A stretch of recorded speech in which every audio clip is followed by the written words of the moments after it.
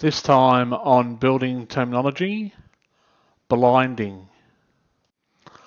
Blinding, or a blinding layer, is usually a layer of lean concrete. Now, lean concrete just means there's a lot of aggregate and not much cement. So a lot of people use stabilized sand between 50 and 100 mil thick. It's put down on top of the hardcore fill or the soil to seal the ground and to provide a surface that's nice and flat, and because it's easily leveled, it's a lot easier to level the sand than it is to level natural ground or hardcore fill. So that's what the blinding layer does. It also helps to stop